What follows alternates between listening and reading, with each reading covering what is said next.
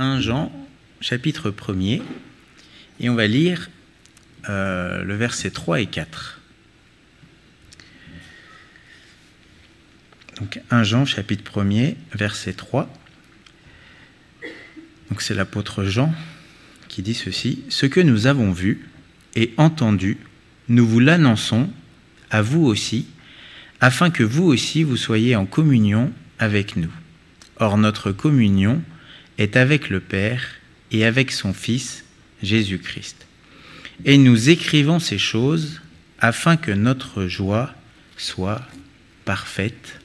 Amen. » Ce soir, on va parler du fait d'être en communion avec Dieu. C'est quoi être en communion avec Dieu? Ce mot, on l'utilise souvent, et même dans certains milieux, quand on dit on va prendre la communion, on parle du pain et du vin. Vous savez, c'est un mot qui est utilisé, et je pense que c'est important de savoir ce qu'ils veulent dire.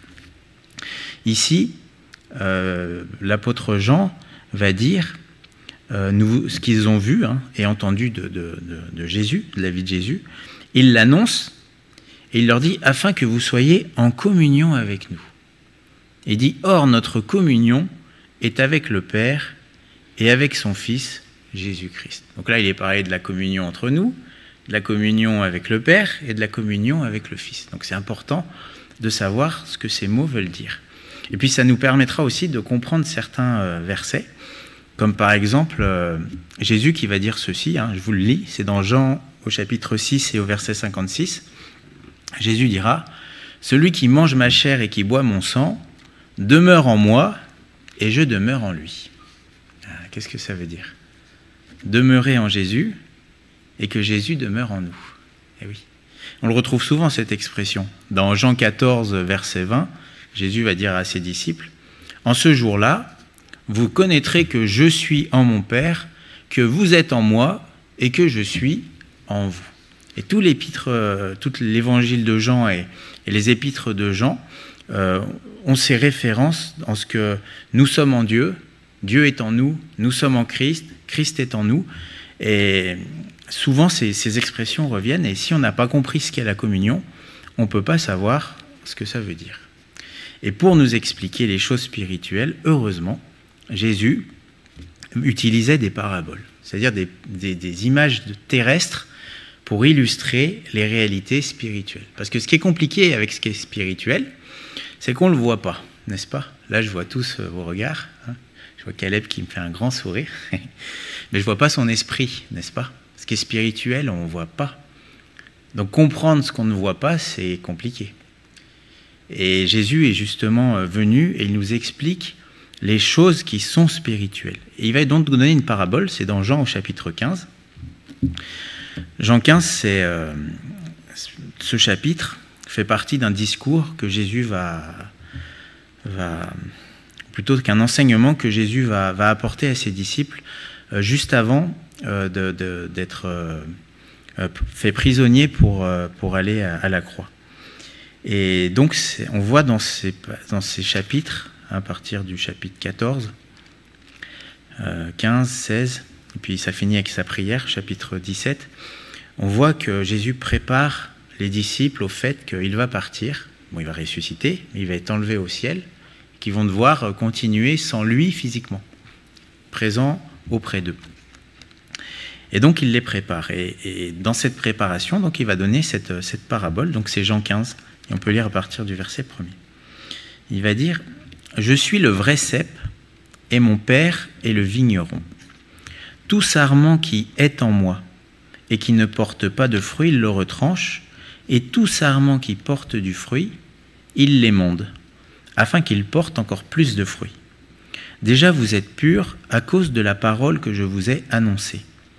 Demeurez en moi, et je demeurerai en vous.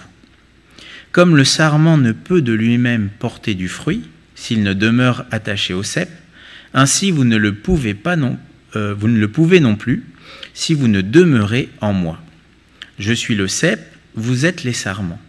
Celui qui demeure en moi et en qui je demeure porte beaucoup de fruits, car sans moi, vous ne pouvez rien faire. Vous voyez, cette expression revient souvent. Si quelqu'un, verset 6, ne demeure pas en moi, il est jeté dehors comme le sarment, et il sèche, puis on ramasse les sarments, on les jette au feu, et ils brûlent. Si vous demeurez en moi, et que mes paroles demeurent en vous, demandez ce que vous voudrez, et cela vous sera accordé. Si vous portez beaucoup de fruits, c'est ainsi que mon Père sera glorifié, et que vous serez mes disciples. Comme le Père m'a aimé, je vous ai aussi aimé, demeurez dans mon amour. Si vous gardez mes commandements, vous demeurerez dans mon amour, de même que j'ai gardé les commandements de mon Père et que je demeure dans son amour. On peut continuer. Je vous ai dit ces choses afin que ma joie soit en vous et que votre joie soit parfaite. C'est ici mon commandement. Aimez-vous les uns les autres, comme je vous ai aimé. Il n'y a pas de plus grand amour que de donner sa vie pour ses amis. Vous êtes mes amis si vous faites ce que je vous commande. Amen. Donc on voit qu'on ne peut prétendre être ami de Dieu que si on fait ce qu'il nous commande. Si on ne fait pas ce qu'il nous dit, on ne peut pas être son ami. Donc ici, Jésus va illustrer le rapport qu'on a avec lui, avec le Père.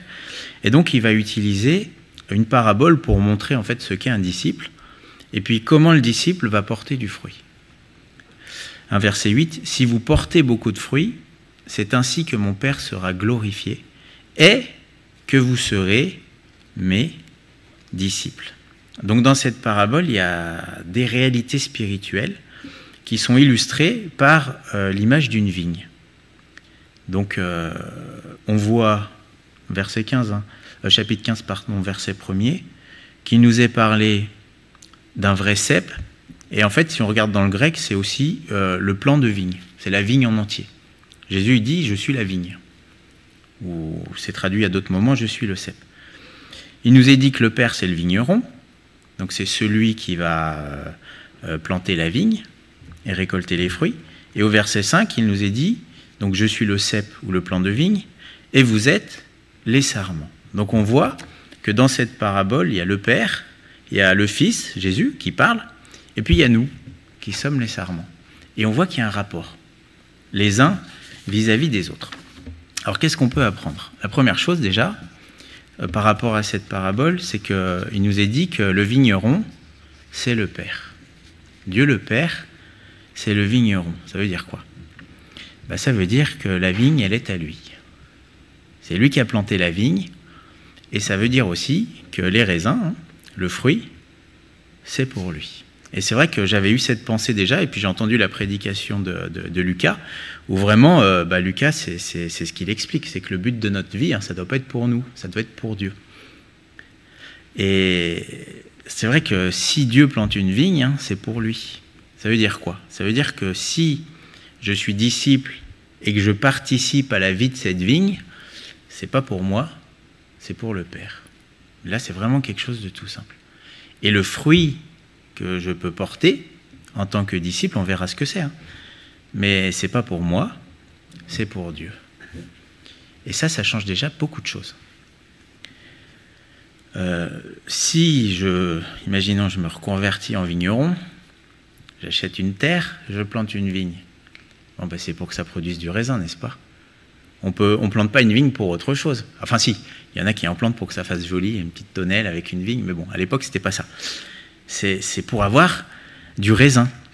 Et on voit que au verset 8 de cette parabole, Jésus va dire « Si vous portez beaucoup de fruits, c'est ainsi que mon Père sera glorifié et que vous serez mes disciples. » Donc on voit que le but, c'est de glorifier Dieu. Et là, c'est vraiment quelque chose de tout simple. Et je ne vais pas refaire toute la prédication de Lucas, mais j'aimerais vous poser une question. Quel est le but de votre vie? Pourquoi vous approchez-vous de Dieu? Pourquoi cherchez-vous à être chrétien, à être disciple? Est-ce que c'est pour vous ou est-ce que c'est pour Dieu? Qui est le centre de votre vie? Est-ce que le plus important dans votre vie, c'est vous? Ou est-ce que le plus important dans votre vie, c'est Dieu? La Bible nous dit que Dieu nous appelle à nous convertir, c'est-à-dire à changer de direction, de sens à notre vie. Et quelqu'un qui est converti, je vais rappeler une vérité qui est toute simple, hein, mais c'est quelqu'un dont celui qui se convertit, sa vie n'est plus orientée vers lui-même, sa vie est orientée vers Dieu. Et ce qui est recherché dans la vie d'un chrétien et d'un véritable disciple, ce n'est plus ses intérêts à lui, mais c'est les intérêts de Dieu. Et Dieu a fait une promesse que quand on cherche son royaume en premier, toutes choses nous sont données par-dessus tout. Et si Dieu n'est pas le premier dans ma vie, si mon but, c'est pas de porter du fruit pour lui, si mon but, c'est pas de produire des choses qui sont agréables à lui, si mon but, c'est de plutôt que je sois plus heureux, plus épanoui ici-bas, que Dieu bénisse ceci, que Dieu bénisse ce que j'ai, que Dieu bénisse telle situation, que Dieu me sorte de telle bêtise que j'ai faite, etc., je ne suis pas converti. Quelqu'un qui est converti, il s'est converti à Dieu. Il a choisi de mettre Dieu en premier, il a choisi de devenir utile pour Dieu. Et tout l'enseignement de Jésus consiste à chercher à glorifier Dieu, même la prière. Quand Jésus enseigne la prière, il enseigne, dans Matthieu 6, cette prière du Notre Père qui es aux cieux, que ton nom soit sanctifié, que ton règne vienne, que ta volonté soit faite. La prière, c'est d'abord pour Dieu. Quand on assiste à des réunions de prière où c'est que centré sur nous, Seigneur, donne-moi ça, j'ai besoin de ceci, il me faut cela, tu vois telle situation. Et en fait, c'est que nous, et pas pour lui, mais il y a quelque chose qui ne va pas. Et malheureusement, c'est que des fois, on s'habitue à cela. C'est que l'Église soit centrée sur elle et sur ses propres besoins, alors qu'en réalité, elle devrait être centrée sur Dieu et sur ses intérêts. Mais ça, c'est pas nouveau. On ne va pas le lire, mais dans l'épître aux Philippiens, on voit que Paul s'attriste et il va dire, mais personne... Il dit, je n'ai ici personne qui partage sincèrement les intérêts de Christ. Paul, il était le seul à un moment dans une région à penser aux intérêts de Christ. Et il dira, tous pensent à eux. Bon. Je m'arrête là parce que Lucas a bien prêché sur ce sujet, sur la mort à soi et que justement, c'est la gloire, elle est pour Dieu. Bon. Donc on voit déjà, c'est la chose qui ressort, c'est que le Père, c'est le vigneron. C'est lui, c'est pour lui que les fruits doivent être portés. Bon. Pour sa gloire. La deuxième chose qu'on voit, c'est que donc le cep ou le plant de vigne, c'est Jésus. Et Jésus, il va dire, je suis le vrai cep. Ça veut dire quoi? Ça veut dire que le seul cep, la seule vigne qui a été plantée par le vigneron, c'est Jésus. Vous savez, il y en a plein qui disent venir de Dieu. Encore aujourd'hui, il y en a qui disent que Dieu les envoie, etc. Mais le seul qui est venu du Père, le seul homme qui est issu de Dieu et que Dieu a envoyé, a planté sur la terre qui lui appartient, c'est Jésus. Et quand on regarde à la vie de Jésus, on voit qu'effectivement, sa vie regorge de fruits qui glorifient Dieu. Tout ce que Jésus faisait, tout ce que Jésus manifestait, toutes les paroles, les actions, les pensées, les déplacements, tout ce que Jésus a fait, c'était pour la gloire de Dieu. Quand il allait à des endroits, quand à d'autres moments même il se reposait, c'était pour la gloire de Dieu. C'est le plan de vigne, le cep divin, c'est Jésus. Jésus, quand il priait, Jean 12, 28, il va faire une prière, à un moment, il va dire « Père, glorifie ton nom ». Ce n'est pas des grandes prières. Il cherchait la gloire de Dieu et il enseignait à ses disciples à faire de même. Et on voit que Jésus, la Bible nous dit, alors ce serait trop long de prendre tous les textes, mais que s'il y a bien quelqu'un sur terre qui était parfaitement en communion avec le Père, c'était Jésus. Et Jésus, il était tellement attaché au Père, et il y avait tellement la présence de Dieu dans sa vie, qu'il est appelé, parce qu'il était Dieu, l'image du Père. C'est-à-dire qu'il était la représentation exacte de Dieu sur la terre. Ça, c'est écrit dans Colossiens et puis dans Hébreux au chapitre 1er. À un moment, un de ses disciples, c'est dans Jean 14, un de ses disciples va lui dire ceci, c'est Jean 14, verset 8. Philippe lui dit à Jésus, « Seigneur, montre-nous le Père, et cela nous suffit. » Et Jésus lui dit, « Il y a si longtemps que je suis avec vous, et tu ne m'as pas connu, Philippe. Celui qui m'a vu a vu le Père. Comment dis-tu, montre-nous le Père? Ne crois-tu pas que je suis dans le Père et que le Père est en moi ?» Vous voyez cette expression? Être dans le Père, et là c'est le Père qui est en lui. « Les paroles que je vous dis, je ne les dis pas de moi-même. Le Père qui demeure en moi, c'est lui qui fait les œuvres. » Et là, on voit que Jésus était attaché au Père, tellement attaché qu'il était en lui, il était dans le sein du Père, et que le Père était en Jésus. Et comment il était en Jésus? Par son esprit. C'est ce qu'on verra un peu plus tard. Donc on voit que Jésus a porté de bons fruits pour le Père, et qu'il était en communion avec le Père. Et la bonne nouvelle pour nous, dans cette parabole, c'est qu'il n'y a pas que le Père et le Fils, il y a aussi des sarments. Ça veut dire quoi? Ça veut dire que Dieu veut nous impliquer dans le fait de porter de bons fruits pour le Père. Dans Romains au chapitre 6 et au verset 20, il nous est dit ceci. Paul y rappelle ceci aux croyants. Il dit donc Romains 6, 20, « Car lorsque vous étiez esclaves du péché », là il parle au passé, c'est ce qu'ils étaient avant. « Lorsque vous étiez esclaves du péché, vous étiez libres à l'égard de la justice. Quels fruits portiez-vous alors ?» Eh oui. Des fruits dont vous rougissez aujourd'hui. Car la fin de ces choses, c'est la mort. Vous voyez? Un homme sans Dieu, esclave du péché, il porte aussi du fruit, mais des mauvais fruits. Des fruits dont vous rougissez aujourd'hui. Est-ce que, là c'est la marque d'un disciple, est-ce que quand je pense à ce que j'étais avant, c'est honteux pour moi? Je vous pose la question. Ou est-ce qu'il n'y a pas de différence? Et c'était des fruits dont on rougit, et la fin de ces choses, la finalité de tout ça, c'est la mort. Mais verset 22, « Mais maintenant », donc là on voit qu'il y a eu quelque chose qui a changé, « étant affranchi du péché, libéré, et devenu esclave de Dieu, vous avez pour fruit la sainteté et pour fin la vie éternelle. » Donc on voit que même si on a porté des mauvais fruits, Dieu veut que nous portions des bons fruits. Et à quoi on reconnaît un disciple? C'est aux fruits. Vous savez, à quoi on reconnaît vraiment que quelqu'un est en communion avec Dieu? Eh bien, c'est aux fruits. Vous savez, les paroles, elles peuvent tromper, mais les fruits, ça ne trompe pas. Jésus dira, on reconnaît l'arbre aux fruits. On ne cueille pas de bons fruits sur des ronces, et dira, et on ne cueille pas des épines sur un bon arbre. C'est logique. Le fruit, c'est ce qui sort de notre vie. Nos comportements, nos paroles. On ne peut pas voir le spirituel. Là, je reprenais Caleb, désolé, c'est devant moi, ça tombe sur toi.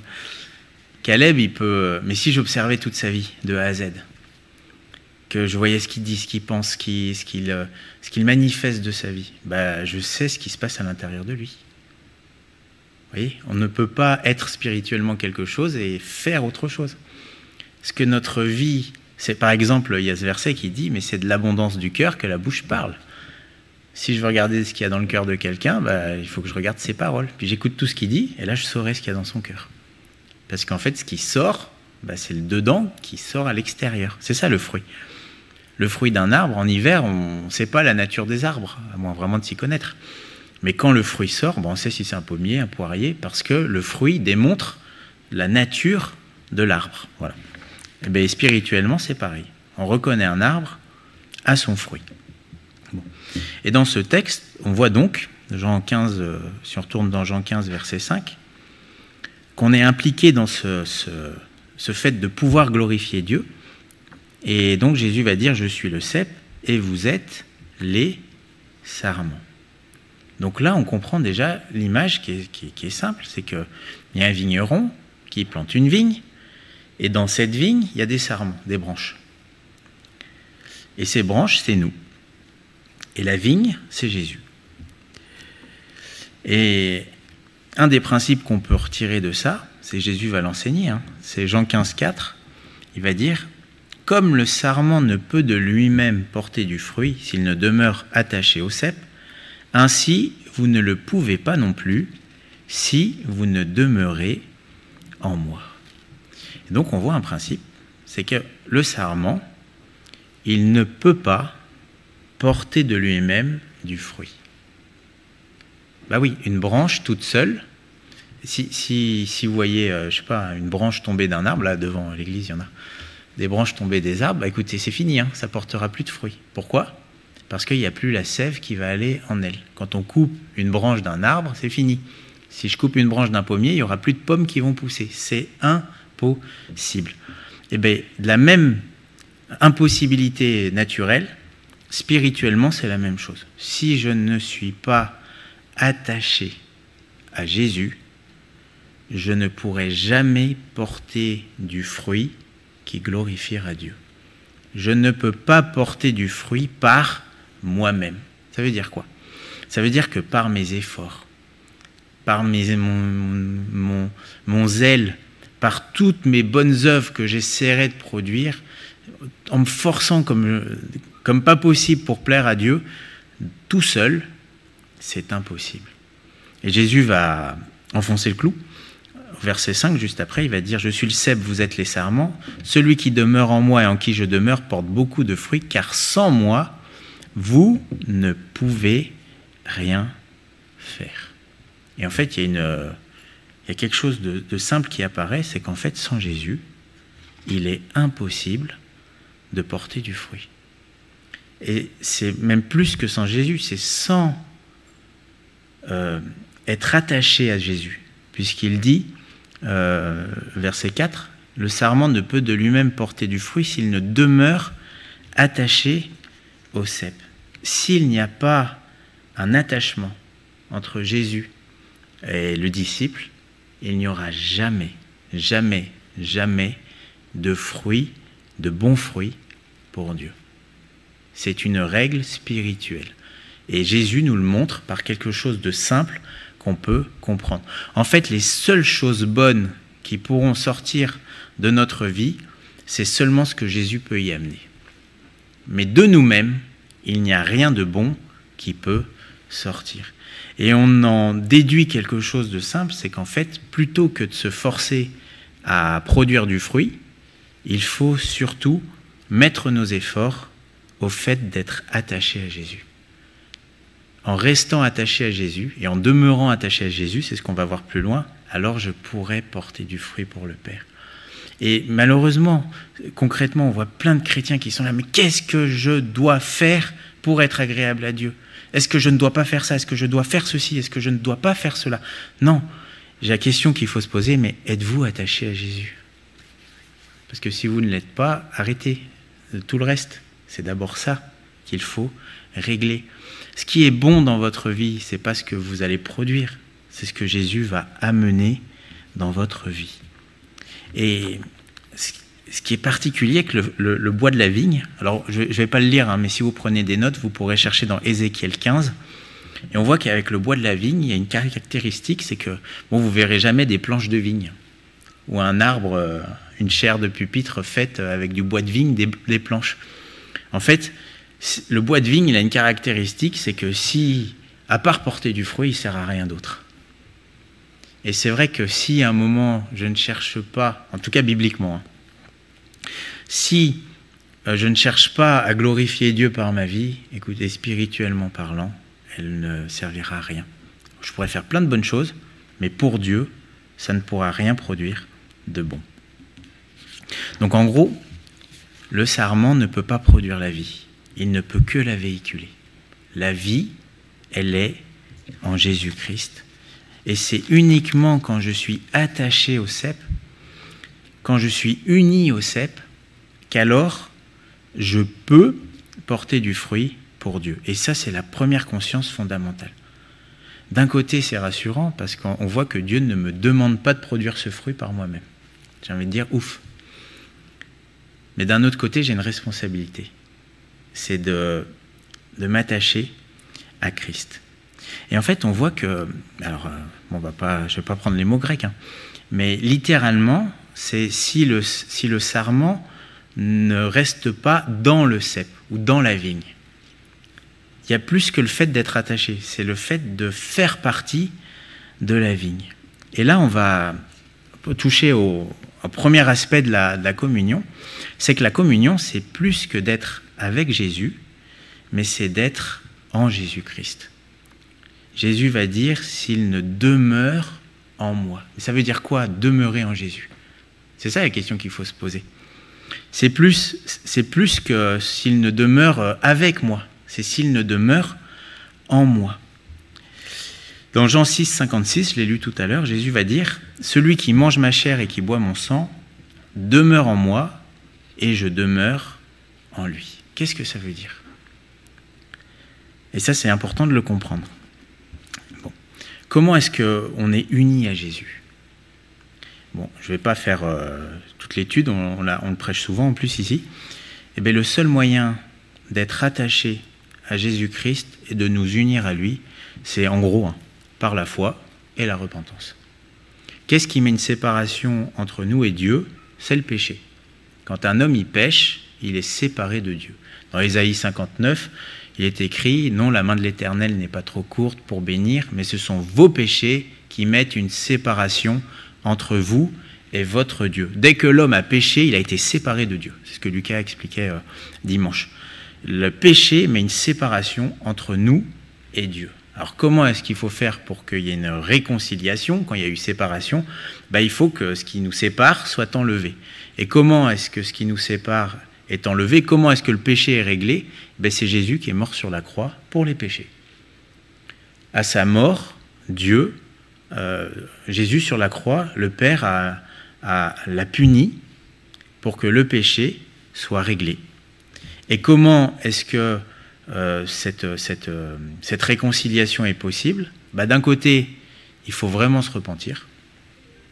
Et oui, on ne peut pas se réconcilier si on est ennemi. Il faut avoir le désir de réconciliation. Je ne peux pas être pardonné si je n'ai pas envie d'être pardonné et si je ne demande pas pardon. Et la repentance, c'est un rejet du mal. Si je sais qu'il y a des choses qui offensent Dieu, le péché, et que je le commets et que j'aime le commettre, ça ne veut pas dire que je veux me réconcilier avec Dieu. Donc d'un côté, il y a la repentance, c'est se détourner du péché. Et puis d'un autre côté, il y a la foi, c'est saisir ce que Dieu me donne, le pardon. Et en fait, quand je me détourne des péchés et que je saisis par la foi le seul moyen que j'ai d'être réconcilié, eh bien je suis et je me rattache à Dieu. C'est pour ça quand dans Jean 6, 56, Jésus va dire « celui qui mange ma chair et qui boit mon sang ». Là, on voit que Jésus se présente comme de la nourriture et de la boisson. Et en fait, la foi, c'est quoi? C'est prendre ce que Jésus a fait. Quand on prend le repas à la Sainte Seine, on se nourrit de l'œuvre de Jésus.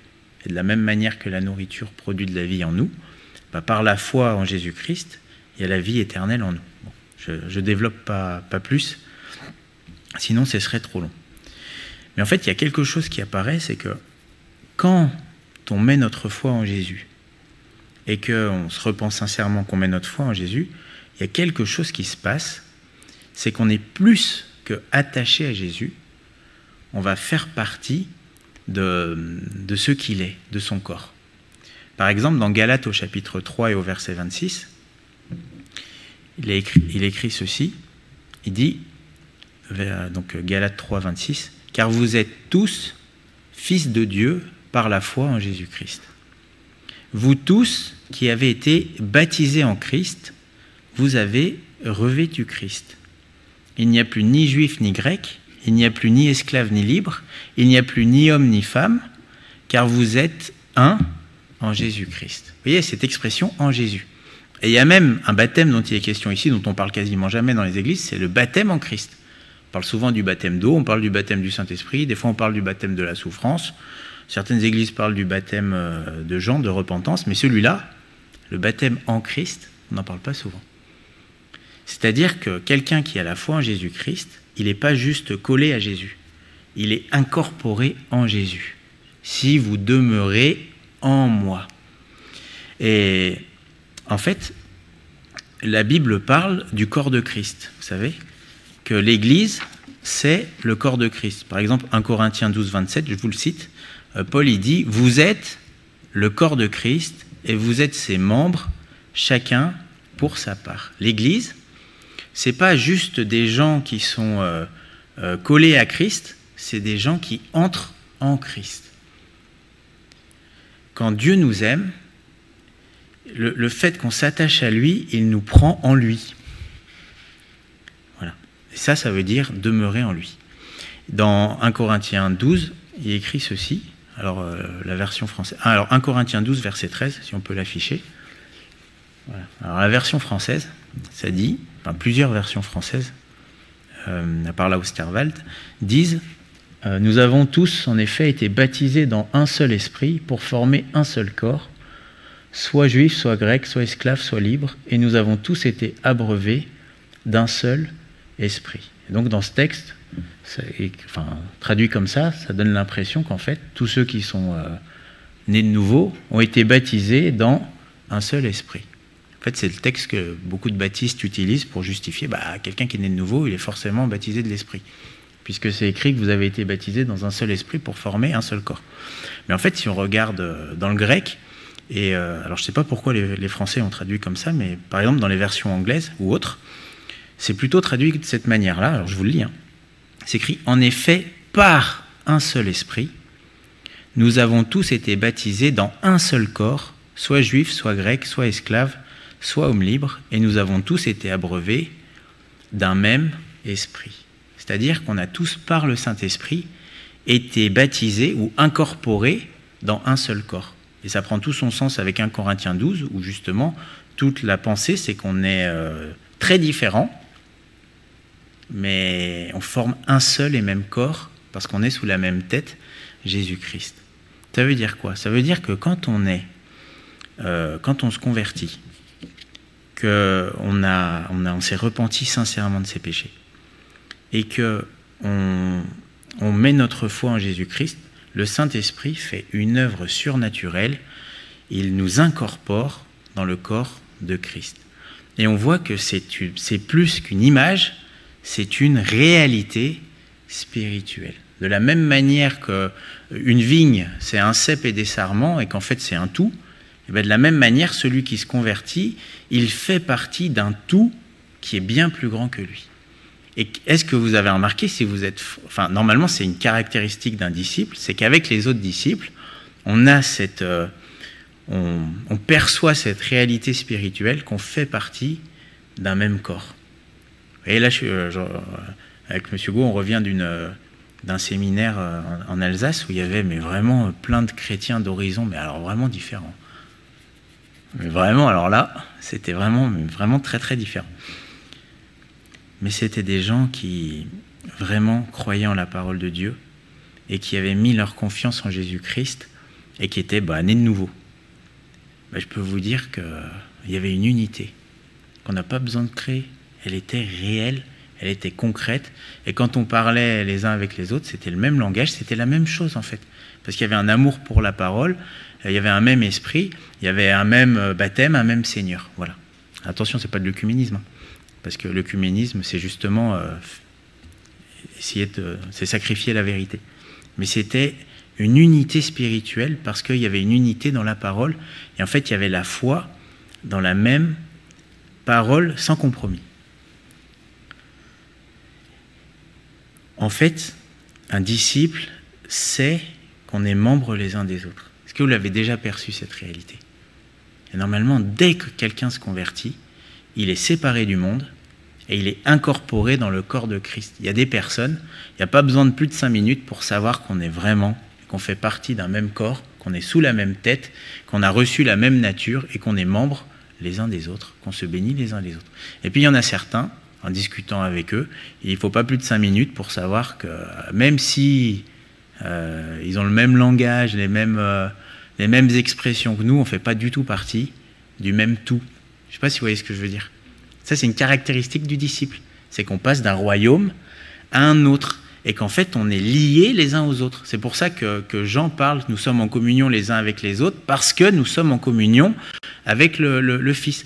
La communion avec Dieu fait qu'on est en communion les uns avec les autres parce qu'on est incorporés dans un seul et même corps. C'est ça, demeurer en moi. Il ne dit pas juste demeurer avec moi. il dit demeurer en moi. On a été baptisé, plongé en Christ. Ça, c'est une réalité. Et on voit que le fait d'être en Christ, c'est quelque chose dans lequel il faut persévérer.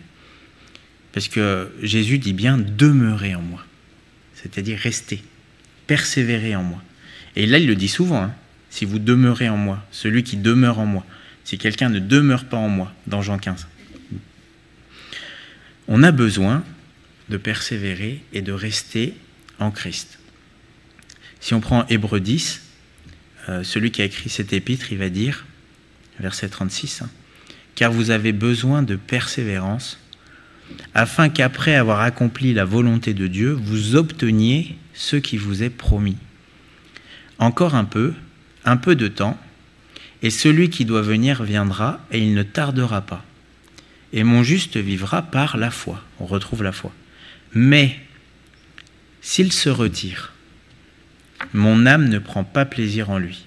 Nous ne sommes pas de ceux qui se retirent pour se perdre, mais de ceux qui ont la foi pour sauver leur âme. » Sous-entendu, ceux qui persévèrent dans la foi pour sauver leur âme. C'est pas parce que un jour je me suis uni à Christ et j'ai été incorporé par l'Esprit de Dieu dans ce tout, le corps de Christ, l'Église en fait, que ça veut dire que c'est définitif et j'ai plus rien à faire. Et d'ailleurs dans cette parabole des sarments, hein, c'est écrit, tout sarment, c'est donc Jean 15 verset 2, tout sarment qui est en moi et qui ne porte pas de fruits, il le retranche. Ça veut dire qu'un sarment peut être retranché par le Père. Hein, il y a un moment, c'est écrit un peu plus loin, verset 6, Jean 15, 6, « Si quelqu'un ne demeure pas en moi, il est jeté dehors, en dehors. » Vous voyez, on est en dedans ou en dehors. Comme le sarment, et il sèche, puis on le ramasse, on le jette au feu, et il brûle. Bon, c'est clair. On peut faire partie de la vigne et ne plus en faire partie après, parce qu'on n'aura pas persévéré dans la foi et la repentance.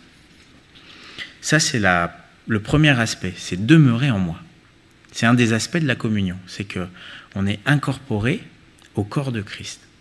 On fait partie de Christ. Et Jésus dira à Saül qui persécute l'Église, hein, il va lui dire « Pourquoi me persécutes-tu » hein, faire partie du corps de Christ, ça veut dire que nous toucher, c'est toucher Christ. Et ça veut dire aussi qu'aujourd'hui,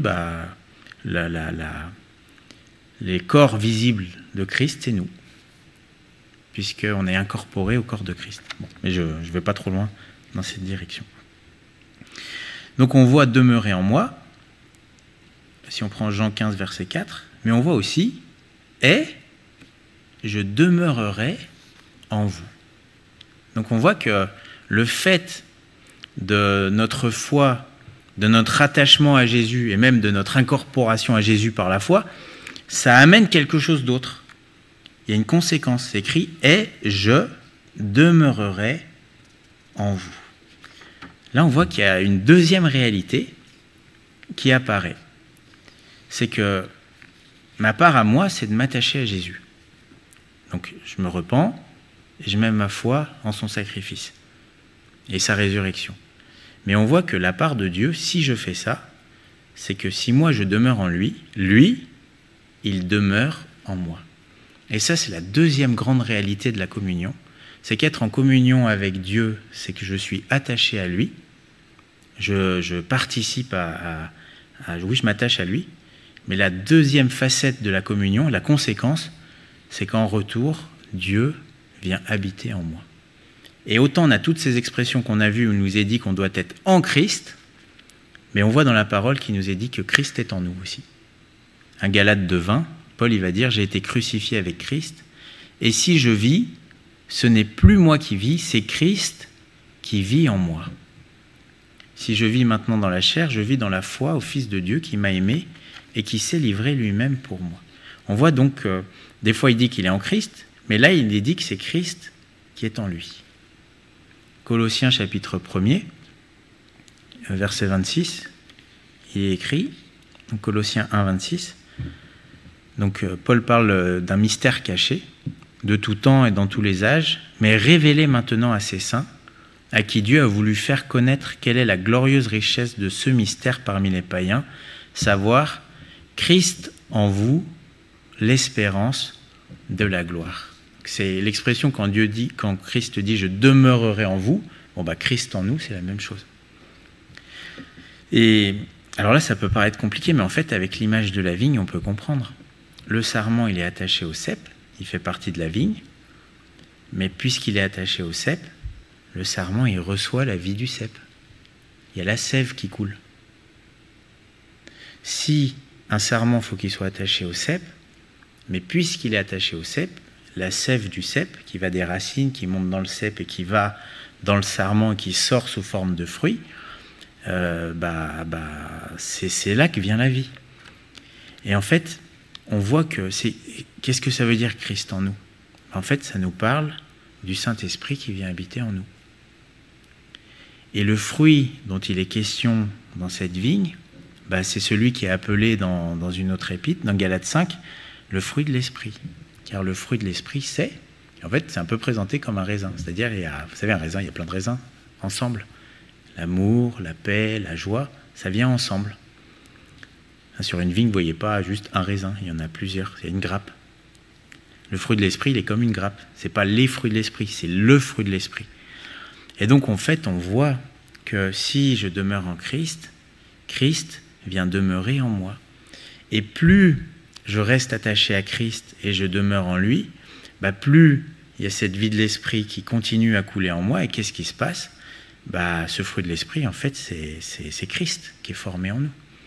Plus quelqu'un porte le fruit de l'Esprit, plus il ressemble à Christ, n'est-ce pas? Quelqu'un qui est rempli d'amour, comme Christ, qui est rempli de paix, qui est rempli de joie, qui est rempli de maîtrise, qui est rempli de toutes ces choses. Plus j'ai ces choses-là, plus je ressemble à Christ. Et plus je ressemble à Christ, plus je glorifie Dieu. Je ne sais pas si vous voyez ce que je veux dire. Donc si je veux porter ce fruit, on peut aller dans Galates 5, 22.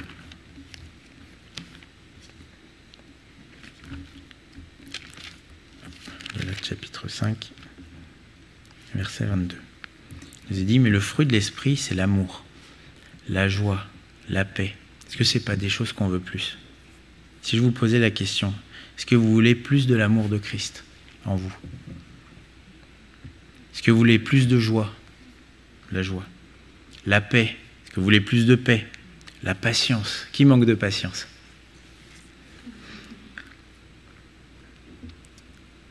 La bonté. Être bon vis-à-vis de l'autre. La bienveillance. La foi ou la fidélité. Une constance vis-à-vis de Dieu. La douceur. La maîtrise de soi. Vous voyez ces choses-là? Si je les veux plus, c'est le fruit. C'est pas moi, c'est l'Esprit de Dieu qui est en moi. Mais pour que l'Esprit de Dieu en moi produise toutes ces choses, il faut que moi, je demeure en Christ. C'est-à-dire dans la foi et la repentance vis-à-vis de sa parole. Et en fait, je vais terminer avec un passage, c'est que Jésus, dans sa prière, c'est dans Jean au chapitre 17, on voit qu'après tous ces enseignements, et on voit que dans ces enseignements, ces 3 chapitres, Jésus parle beaucoup du Saint-Esprit. En fait, c'est la clé. C'est que Jésus s'en va, et il va dire, le Saint-Esprit était avec vous, maintenant il sera en vous. Et en fait, au travers de cette image de la vigne, on voit en fait un principe, c'est que Jésus, il était attaché au Père par la foi. Lui, il n'avait pas besoin de se repentir parce qu'il n'avait pas de péché. Et le Père était en lui. Et nous qui sommes les disciples de Jésus, on va demeurer en Jésus et Jésus va demeurer en nous. Mais en fait, Jésus, dans cette prière, on comprend mieux après cela la prière sacerdotale au verset 20.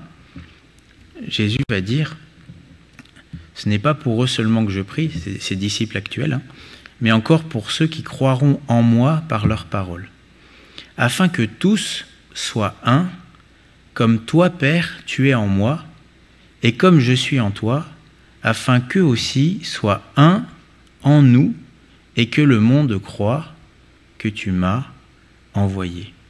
je leur ai donné la gloire que tu m'as donnée. Et là, on voit qu'il parle du Saint-Esprit. Afin qu'ils soient un, comme nous sommes un.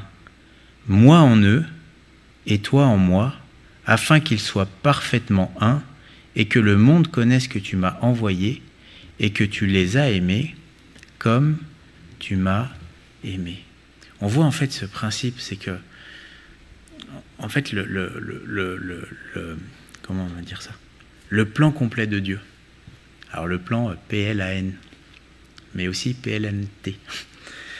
Le plan de Dieu, c'est qu'il envoie Jésus. Jésus est en lui, il est en Jésus. Et à cause de la croix, par notre foi, on est en Jésus. Donc puisque Jésus est dans le Père, on est dans le Père. Et comme le Père est en Jésus et que Jésus vient en nous, le Père vient habiter en nous. Donc on est en communion avec Dieu. Et quand on est réellement en communion avec Dieu, qu'on croit et qu'on se repent, il est écrit « Afin que le monde connaisse que tu m'as envoyé, que tu les as aimés comme tu m'as aimé. » En fait, ce que ça produit, cette communion, c'est qu'elle produit la conviction chez les autres que Dieu est réel et que celui qui l'a envoyé, c'est Jésus. En fait, ça produit un témoignage qui glorifie le Père. Donc en fait, on voit que tout cela pour dire quoi? Tout cela pour dire que si je veux porter du bon fruit pour le Père, si je me suis converti, ce n'est pas en moi que je trouverai cela. C'est dans l'œuvre de Jésus. Et que plutôt que me centrer sur moi, je dois me centrer sur Jésus. Plutôt que chercher la force en moi, je dois chercher plutôt à croire en Jésus-Christ et en fait à recevoir sa parole. Parce qu'on ne l'a pas lu, enfin si on l'a lu, mais on ne s'est pas arrêté dessus. Mais Jésus dira, mais si mes paroles demeurent en vous, demandez ce que vous voudrez et cela vous sera accordé. Si vous portez beaucoup de fruits, c'est alors que mon Père sera glorifié. Donc en fait, on voit que la condition, c'est si mes paroles demeurent en vous. Ben oui, la foi vient des paroles de Dieu. Donc plus je médite la Bible, plus je me nourris de la parole, plus ma foi est fortifiée par la parole, plus je laisse la parole me convaincre de péché par son esprit et enlever en moi ce qui ne va pas, c'est l'émondage en fait. Et bien plus je vais recevoir cette vie et ressembler à Jésus. En fait, toute cette communion que je viens de décrire n'est en fait que le produit de mon rapport avec la parole de Dieu. Parce que la foi que j'ai et la repentance sont en fait le résultat de ma méditation de la parole de Dieu. Tout à l'heure, j'écoutais un prédicateur qui disait qu'en fait, une des caractéristiques d'un véritable disciple, c'est qu'en fait, il a l'amour de la parole. Mais c'est vrai. Écoutez, si quelqu'un n'aime pas lire la Bible, n'aime pas méditer la parole, n'aime pas prendre de la peine pour comprendre la parole de Dieu, c'est que ce n'est pas un disciple. C'est ce que je disais mardi dernier. Mais plus on la médite, plus on s'en nourrit, plus elle produit en nous cette foi et aussi cette repentance, et bien plus en fait il y a cette vie de l'esprit qui est de plus en plus grande en nous, et plus au final on sert à glorifier Dieu. Mais c'est pas parce que je me viens à l'église que ça veut dire que je vais devenir un meilleur chrétien, si j'ai pas ce rapport personnel avec la parole. Je sais pas si vous comprenez ce que je veux dire. Oui. Et en fait, je me rends compte, c'est vrai que quand on bouge et qu'on va voir d'autres dénominations, on se rend compte qu'il y a des gens qui ont vraiment un amour de la parole. Mais vraiment un amour de la parole. Mais un tel amour de la parole que même s'ils n'ont pas de pasteur, mais ils portent un fruit phénoménal. Des personnes qui ont un tel amour de la parole que même s'ils n'ont pas la communion fraternelle, ils portent du fruit et glorifient Dieu là où ils sont. Il y a des gens, ils ont un tel amour de la parole qu'ils sont persécutés pour cette parole, ou qui prennent des risques, ou qui exposent leur vie pour la parole de Dieu. Et puis à contrario, il y a des églises où si on coupait la communion fraternelle, les gens se perdraient. Alors il faut se poser la bonne question. Ou si à un moment on enlève le pasteur, les gens se perdraient. Ben, s'il n'y a pas ce rapport personnel à Dieu, en fait, s'il n'y a pas cette communion avec Dieu, plutôt, et qu'on a une communion plus avec l'Église, ben, en fait, ce n'est pas la vraie communion. Ou plus avec le pasteur, ce n'est pas la vraie communion. La vraie communion, c'est celle qu'on a avec Dieu par la foi et la pratique de la parole de Dieu. Si en fait cette parole n'est pas suffisante pour ma vie, alors il y a quelque chose qui ne va pas. Alors oui, Dieu envoie des ministères, oui, Dieu permet des rassemblements de chrétiens selon sa volonté, mais moi, mon rapport le plus important, ça doit être celui avec la parole. C'est le plus important. Voilà, j'ai terminé. On va prier? Vous voulez bien? Merci Seigneur pour ta parole et merci parce que ce que tu désires, c'est vraiment que nous portions du fruit pour la gloire de ton nom, et tu dis que si nous portons beaucoup de fruits, c'est là que ton nom sera glorifié. Et nous comprenons Seigneur que si nous pouvons porter du fruit, ce n'est pas nos efforts à nous, mais c'est la présence de ton esprit en nous. Et que cette présence de ton esprit en nous agissante, ce n'est pas en réponse à nos œuvres, mais c'est par notre union à toi, Seigneur, et même en toi. Et nous comprenons, Seigneur, ton plan de vouloir nous faire participer à ta nature divine et de venir habiter dans nos cœurs et manifester ta gloire au travers de nous. Et Seigneur, nous voyons que tu le fais en réponse à notre foi, notre repentance, par rapport à ta parole. Et Seigneur, nous voulons non pas être une église selon nos pensées, nous ne voulons pas être des disciples selon nos pensées, mais nous voulons vraiment être une église de vrais sarments, qui porte du fruit et qui accepte les émondages de ta parole. Nous voulons non pas être n'importe quel édifice, mais l'édifice fondé sur toi, Seigneur Jésus, ton enseignement et celui de tes apôtres. Nous voulons être un corps, mais pas n'importe lequel, celui qui est sous ta tête et qui est coordonné, placé selon ta volonté, Seigneur.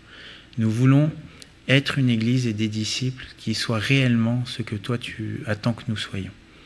Alors nous te prions, Seigneur, que tu puisses nous y aider, et nous te disons merci, Seigneur, pour cette communion avec toi, Père, par Jésus-Christ, et merci pour ta présence en nous, Seigneur, Père, par Jésus-Christ. Que ton nom soit béni. Amen.